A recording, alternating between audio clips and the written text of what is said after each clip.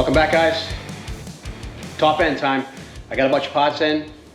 Let's get over to the bench, and I just want to get right to it, and let's see what we got in. All right, guys, we'll start with what's in this box here. And we got a used cylinder. So let's pull it out and see what it looks like. I haven't looked at any of this stuff yet. It's been coming in dribs and drabs, and yeah, just haven't had a chance to look at it. So it's a little bit on the dirty side. And as far as the cylinder itself, it looks good. It looks real good. I don't really see any scratches in here or anything. So I'm going to hit this with some Scotch-Brite. And let's pull the pins out. A couple of nice pins there.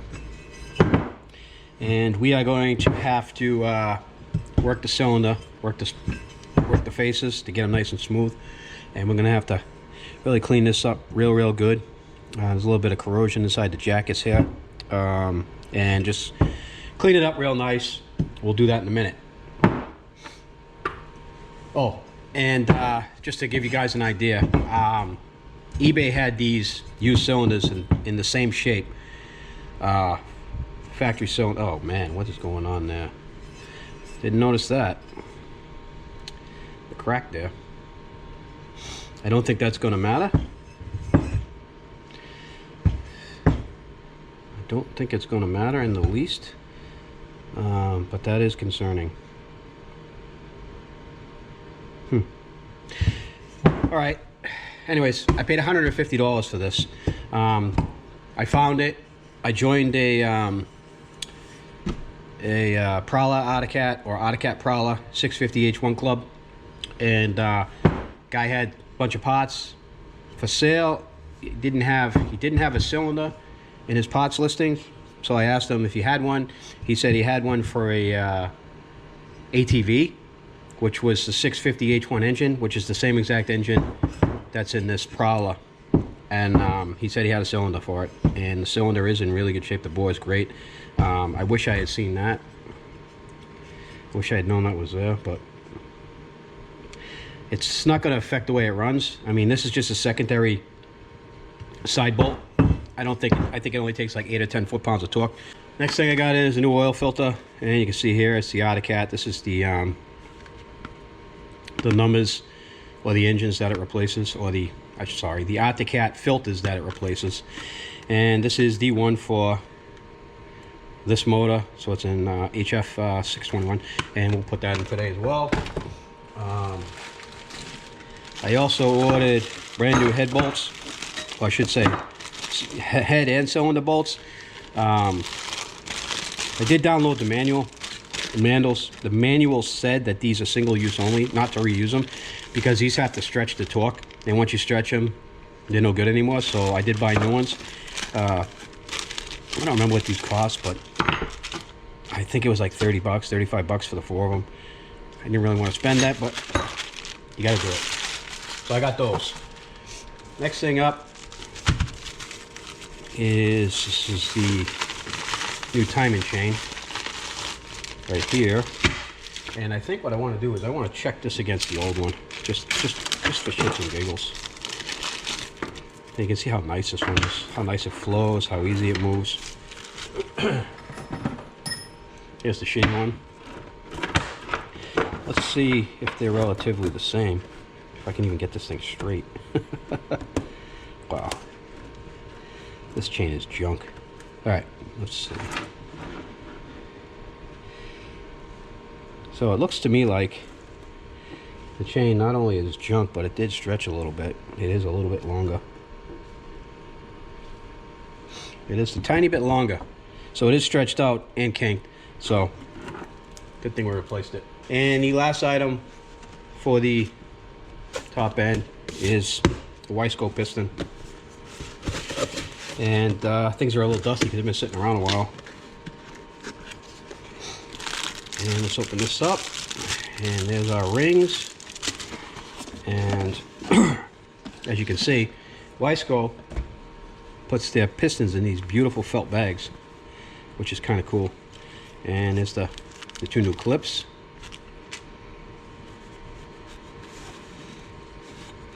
Wow, what a nice piston, huh? That is beautiful. And you can see that it is the same. Let me try to get my hand out of the way. It's the same piston. I did notice that there's more oil holes. There's more cross oil holes in this than this. This only has 2, and they're really small, and this has 4, and they're pretty big.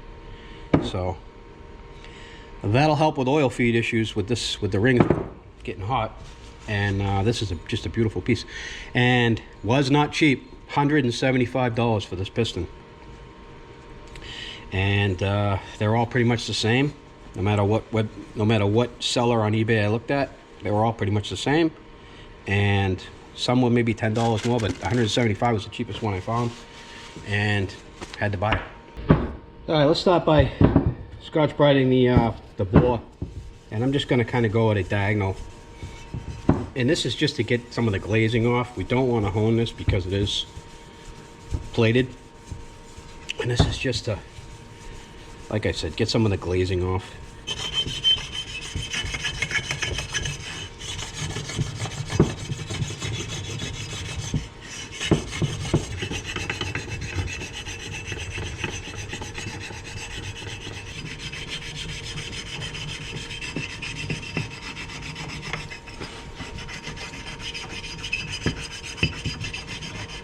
All right, we got a lot of dirt down inside of there, caked on. What do I want to use? I'm gonna use simple green. I'm gonna get inside here and scrub this out really good with a toothbrush. Try to get all the dirt out of there.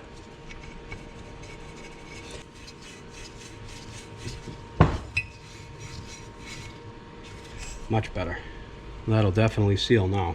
Okay, she's all cleaned up. It needs more, obviously, but that surface looks good. The sides are all pretty clean. There's no more dirt on it. It's not,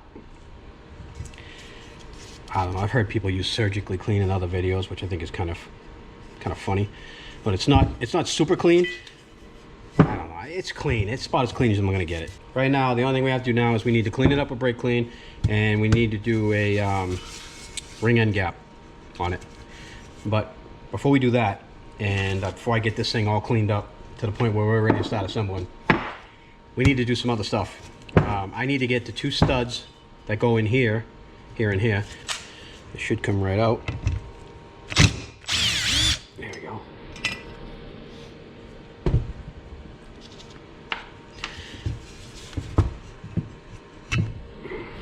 There's the seal, as you can see. It gets pretty corroded. And what you want to do is tighten them against each other. And then hopefully this will spin out. And it does. Good.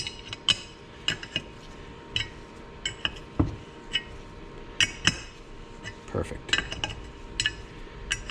Well, sometimes things don't go as planned.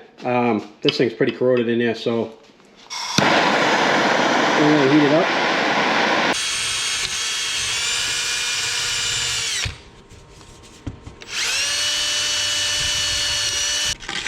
I'm trying to stay away from the area where the O-ring sits.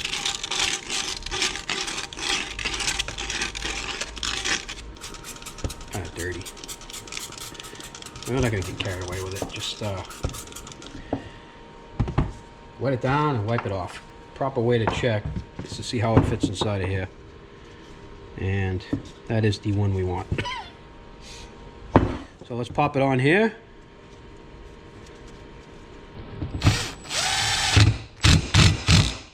Preferred method of measure, and what it is you take the diameter and you times it by, let's see, late model stock, you times it by 5 thousandths, and that gives you the first ring. And the second ring you times it by 5 thousandths and 3/10.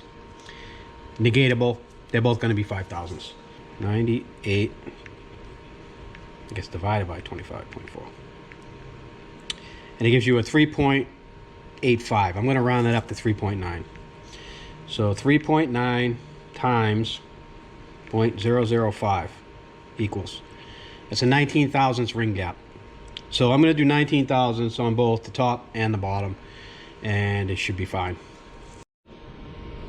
All right, now what I like to do before I put the rings on is I want to install one of these circlips. And these circlips, mind you, are pretty stout. They are not your standard puny ones. I mean, you see, these have some pretty good diameter to them, and they're not going to be easy to install. That is a lot of spring. That is a lot. This is going to be really fun to get in. And I think what I want to do first is I want to prep this surface here with my stone. And I think that after we prep that, I'm going to install the oil filter so nothing falls down inside the engine. And I got to clean out in here with Q-tips. So I think what I'm going to do now is, you guys have already seen me do that multiple times. I'm going to run the stone over this and prep this really good. I can see there's some kind of RTV on there. So we'll get it all off with the stone and come back when I'm done. We got everything cleaned up here. It looks nice. It's a top dead center. I think we're in good shape. I think I might put a little gasket sealer on this, just a thin layer, just to be safe. Because I do notice a little bit of lip here between the case halves, and we don't want that. Pretty cool how they already have it pre-lubed. The filter I took off of here gave me pause because it was actually a Cat filter, and I'm going to assume that, I'm going to hope that somebody changed the oil on this at one point and used the factory, OEM filter, or it's never been changed and it is what it is. Alright, we're going to install the piston now, and what we need to do is get some oil up inside of this so she's not starting dry, and the dot goes towards the back. So let's get the wrist pin in. There we go. And she's all the way in. Now the fun job, trying to get that snap ring in there. That's going to be real fun. Alright guys, I'm putting a little bit of RTV on the base gasket here. And only because the split line on these cases are not really where I would like to see them. Alright, we're going to put the base gasket down now. As you can see, I got a tiny bit of RTV on it. Not a lot. Perfect. I want to oil up these rings a tiny bit. So I'm just going to pour it on. Let it roll around. Do a little bit of this. Get that piston coated nicely.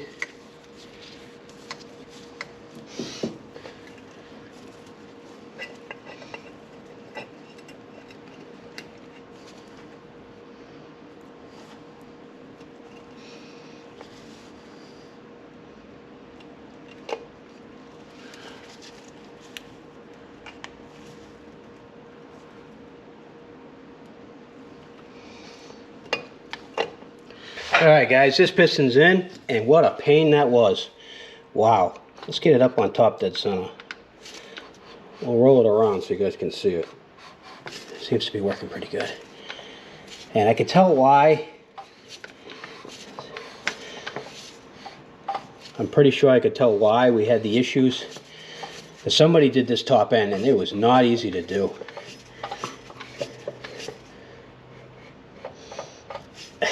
Getting those rings in there was not easy, and somebody looked like probably got impatient, forced them.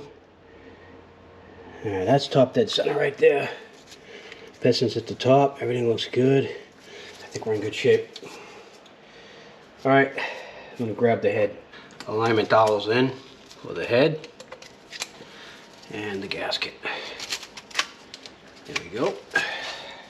Alright, now guys, if you remember, this is the new head, well, the head that we rebuilt, as you guys can see. Maybe you can't. Let's give you guys a look. And we are going to pop this guy on there. All right, we're going to install the new head bolts now. And we will reuse the washers, which you can reuse the washers, not a big deal. And I want to put a little bit of oil on there because you want the proper torque. Okay, the torque wrench, torque spec setting on here is 15, 30, and 40. So we're going to set it at 15 to start.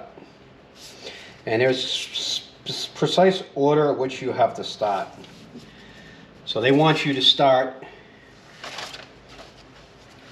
on this one. So you go 1, 2, 3, 4.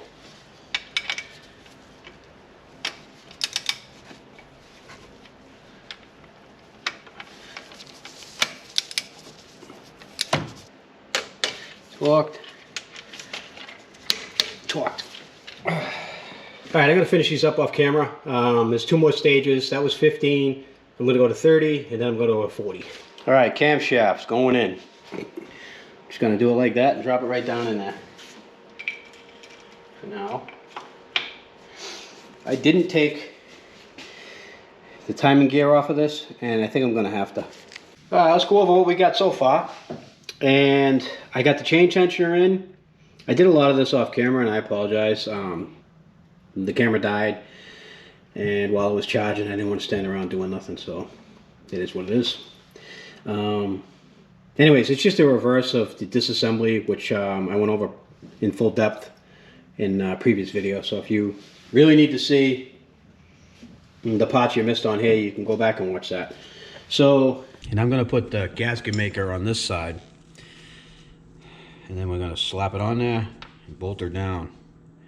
And I am just going to dab it on there. Not going to put it on super thick. Same way I do case halves. So there's not too much on there.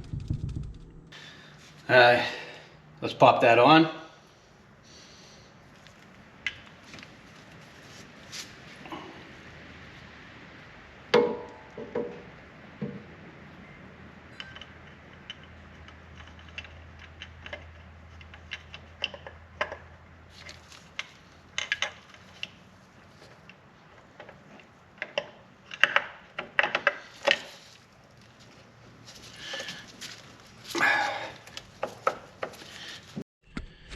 Alright guys, let's go over this real quick while we're waiting for that RTV to set. This is the new boot that I ordered. And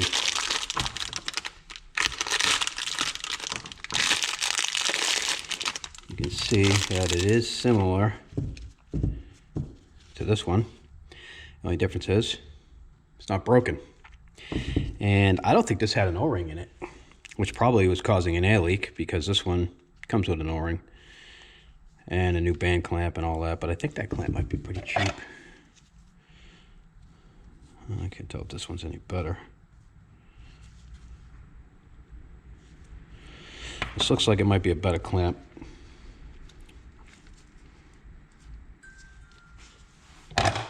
Chinese clamps I'm not a fan of.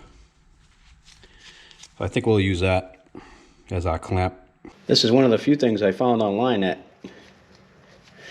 actually aftermarket that you can buy. This wasn't very expensive, 20 bucks maybe.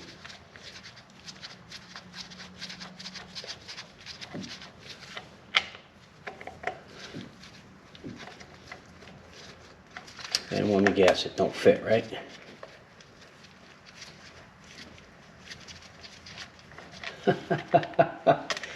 You gotta be shitting me. Apparently it don't want to fit. Fortunately, the holes are off. Is a little bit different.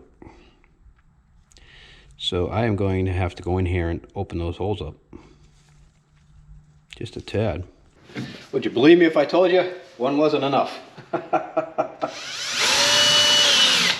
Just do them both. Boots on. And I just want to show you guys, this is the old one. And drilling those holes out, making them a little bigger, doesn't affect anything because it's all aluminum here and it's covered by rubber. Like the rubber is bonded to the aluminum base here. And it doesn't affect a thing because the O-ring is what does the sealing. So to drill those holes out a little bit to make it fit, is no big deal. All right, we gotta cut the old boot off of this thing. Shouldn't be too hard to do. Just rubber.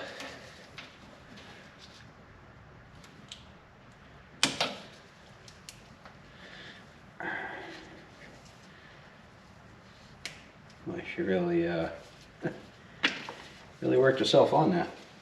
All right, as you guys can see, there's a bronze or brass plug, and it's got to go down inside of that. All right, now let's slide it in.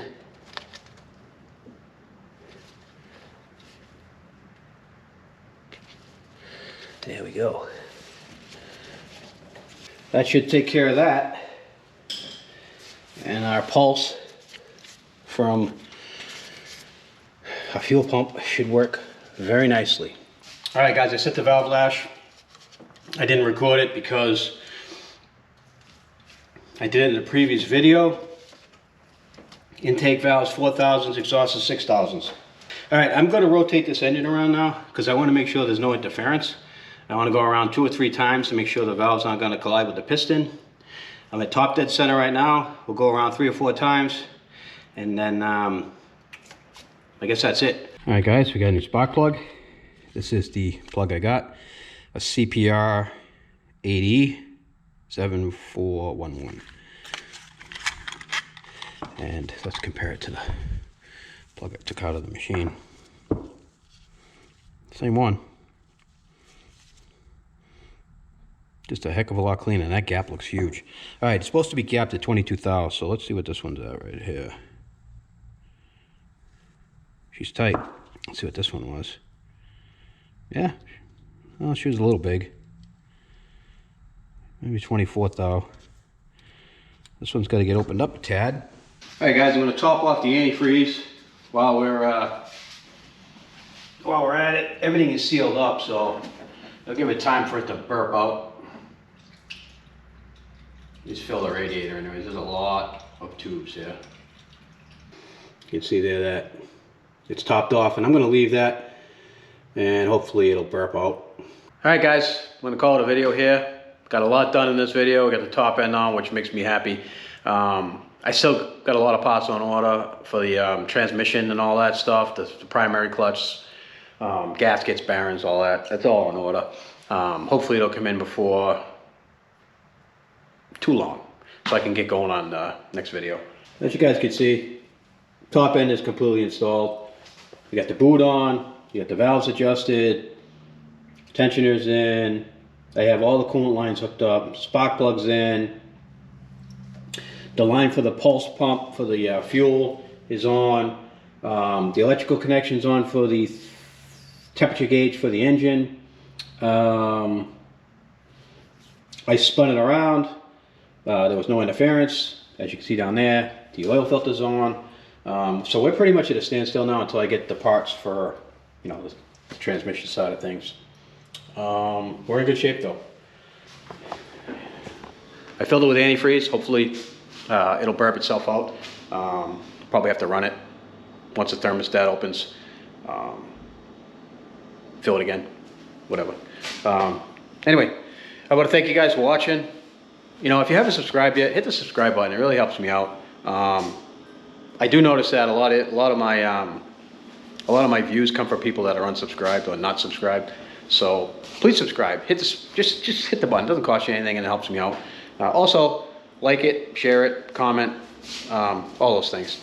And I guess that's it for now. And we'll see you guys in the next video. The next video will be wrapping up the other side of this engine and hopefully starting it. Wouldn't that be something, huh? We've been working on this thing now for, oh God, since before Thanksgiving or just a little after Thanksgiving. Unfortunately, I can only work on it on weekends. I got 1 or 2 days a week I can work on this thing. So I do have a full-time job. Anyway, thanks for watching. I'll see you guys in the next video.